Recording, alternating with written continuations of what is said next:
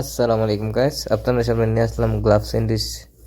প্রথমে টোস্টকে চালের মধ্যে রাখলাম টোস্ট করার জন্য, তারপরে চিকেনে ম্যারিনেশন করে সল্ট পেপার রোজমেরি দিয়ে চিকেনটাকে গ্রিল করে নিব ভালোভাবে। তারপর বিফ বেগুনটাকে গ্রিল করে নিব, সাথে সাথে ডিমটাকেও গ্রিল করে নিব ফ্রাইড এগ হিসাবে।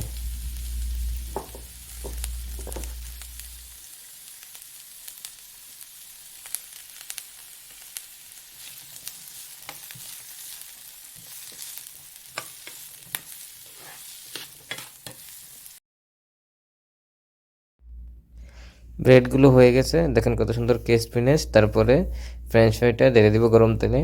হয়ে গেলে একটা বলে নিয়ে নিব। তারপরে এটাতে দিয়ে দিব সল্ট,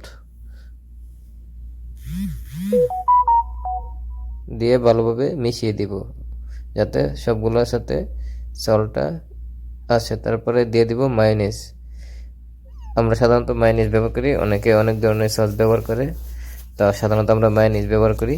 চারোটা ব্রেডে আমরা মায়োনিজ লাগিয়ে দিব। তারপর এটাতে দিয়ে দিব লিটিউস। সাধারণত অনেকে আইসবার্গ, রোমানি অনেক ধরনের লিটুস ব্যবহার করে, আমরা আইসবার্গ লিটুস ব্যবহার করলাম।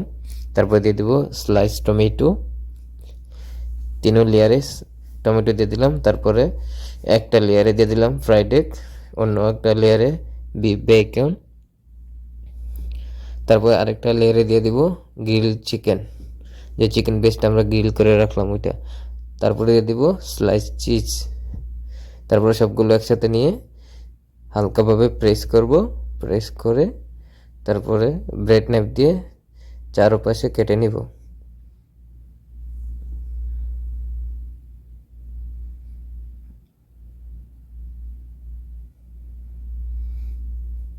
চারপাশে কাটার পর মাঝখান থেকে ট্রায়াঙ্গেলভাবে গ্লাভ স্যান্ডউইচটা কেটে নিব। তারপর দেখেন কত সুন্দর প্রত্যেকটা লেয়ারে আলাদা আলাদাভাবে দেখা যাচ্ছে। তারপরে বাম্বু স্টিক দিয়ে এটাকে প্লেটে রেখে দেব। তারপরে ফ্রেঞ্চ ফ্রাইটা একটা ছোট বলে দিয়ে দিব, সাথে দিয়ে দিব গার্নিশের জন্য টমেটো চেরি এবং পিকল কুকুম্বার ও মাইক্রোহাব। হয়ে গেল গ্লাভ স্যান্ডউইচ। কেমন হয়েছে বন্ধুরা জানাবেন, সাবস্ক্রাইব করে লাইক কমেন্ট করে পাশে থাকবেন। ধন্যবাদ।